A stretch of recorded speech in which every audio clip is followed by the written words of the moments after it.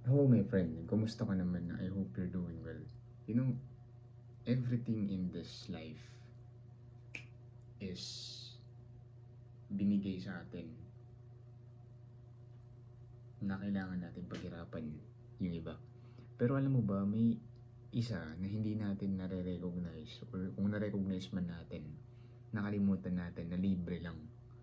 Alam mo kung ano yun? It's the gift of life. Libre lang naman binigay sa atin ng creator natin yung life eh. Hindi natin kailangan pagtrabahuan. And yung iba nating mga gusto sa buhay, yun yung mga kailangan natin pagtrabahuan. When I come to think of it, nakakalimutan natin pataasin yung gratitude level natin. And this is the reason why I started this journey ng paggawa ko ng mga content. It's because gusto ko lang din i-share sa inyo yung journey ko. Baka makarelate ka. And at the same time, my friend, you know, kaya ka nabigyan ng isip para mag-isip. And kailangan mong connected dun sa mga like-minded people. And kung meron ka mang iiwasan, yun yung mga negative people na kung maaari wala naman talaga ambag sa buhay mo. Yung dinadrag ka pababa. Iwasan yung mga ganong klaseng tao. And this advice is a positive reminder for myself first and at the same time sa'yo din, my friend. Ito kailan mo huling na-recognize na napakahalaga ng mata mo? Napakataas ng value ng eyes mo. Papayag ka bang ibenta yung mata mo? Papayag ka bang ibenta yung mata mo? Malamang hindi, ayaw mo, di ba? So, ba't di ka grateful? Ba't di ka nagpapasalamat? Kung ganun pala talaga kataas at kahalaga yung mismong value ng mata mo. Imagine itong camera na to na ginagamit ko, itong phone na to na ginagamit ko pang video. Mas malinaw pa nga talaga yung mga mata natin dito compared dito sa camera ng phone na to kung saan mo man to pinapanood, di ba? You know my friend, this is a reminder for us.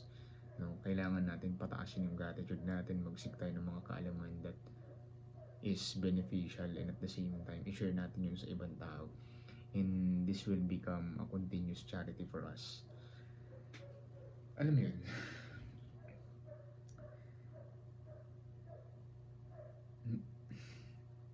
you know, kailan ka huling nag-reflect? Kailan ka huling nagsulat ng tungkol sa journal?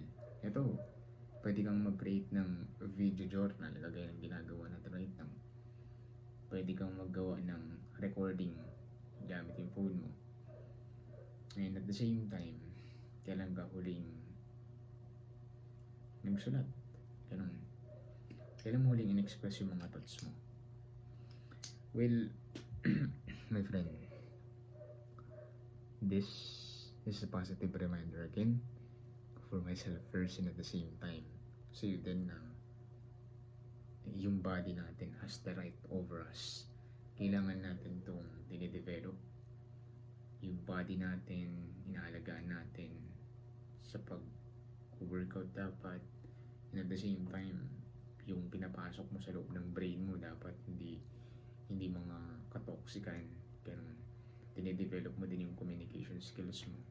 Kasi ang dami magagaling sa social media pero sablay when it comes to communication skills, hindi nila alam kung paano makipaghalubilo sa tao. Magaling lang sila magpa-trending ng mga bagay-bagay pero sablay sila sa social skills. Ganun. Tapos yung circle of friends pa rin na sinasalihan nila is hindi naman sila nag-grow doon. You know, it's okay na makipag-usap pero dapat tumanap pa talaga ng circle na ikaw parehas kayo na may goal para mag-improve. Ganun. You know? That's it.